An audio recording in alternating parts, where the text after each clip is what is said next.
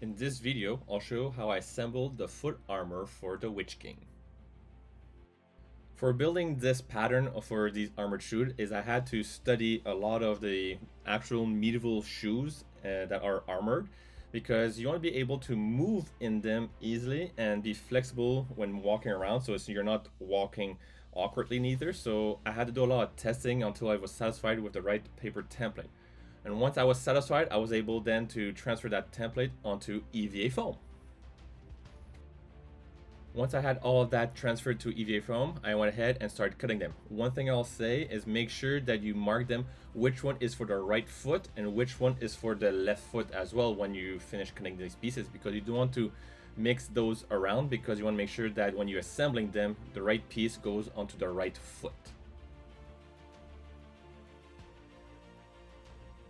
Now that I have all those pieces cut out, I went ahead and used my hole puncher to cut out all the holes for my armor pieces. And that's where I discovered as well that I could have used this hole puncher on my previous armor pieces to do all the holes instead of doing it with the Dremel. But now I know for future armor to do holes like this now. Cool, right? The only piece that I need to use some contact cement was the toe tip, because I want to make sure I have that nice fine point at the beginning. So I used my Dremel to clean that area first, and then I went ahead and applied the contact cement into that area and let it dry before I can bond those two areas there together. Now that the contact cement has dried, I was able to bond those two edges together to make that unique fine point for the toe tip, as you can see here.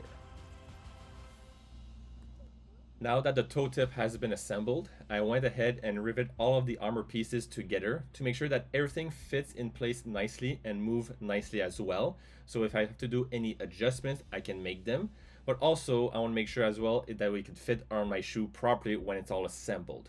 And as you can see, without the shoe, it looks pretty cool without the shoe as well. The armor fits now perfectly onto my shoe, and I went ahead and did some markings.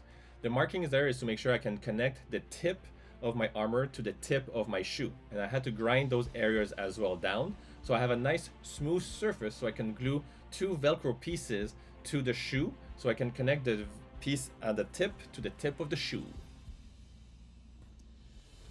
I also add a Velcro piece at the heel of the shoe, so I can make sure the heel of my armor stays in place when I walk around.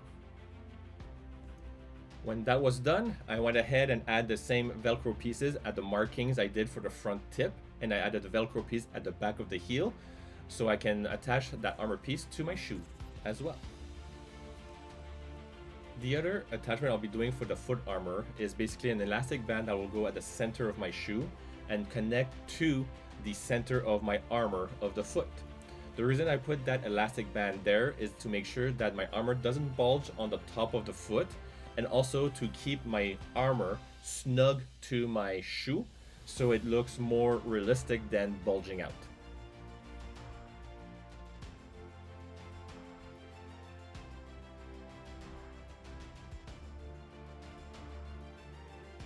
As you can see, the foot armor is now snug onto my shoe.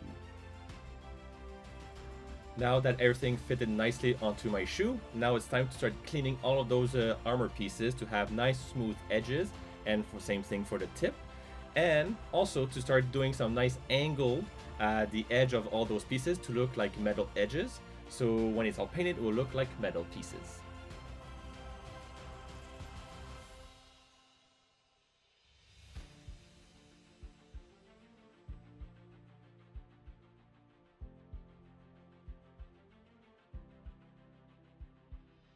Now that all the Dremeling is done, you can see I did a quick fitting test with my leg armor to make sure everything fit nice properly, and you can see the nice flexibility I have with my armor. We're now at the heat sealing stage of my foot armor. So basically the heat sealing process allows me to make sure that all my EVA foam is sealed before I start plastic dipping at a later stage.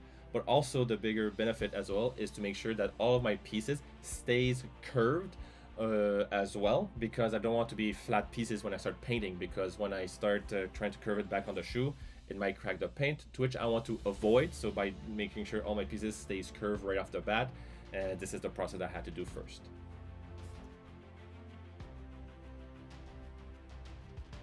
Now that the heat sealing process has been completed, I went ahead and used some quick seal to make sure the seam of the tip was nicely smooth, and also if there's any holes across the armor pieces within the foam are sealed and tucked away basically, because I want to make sure once I'll arrive to the painting stage, everything will have a nice smooth surface.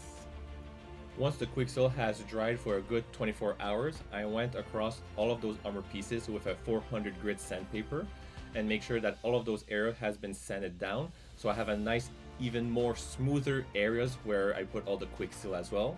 So we'll be ready for the next stage of plasti dipping it.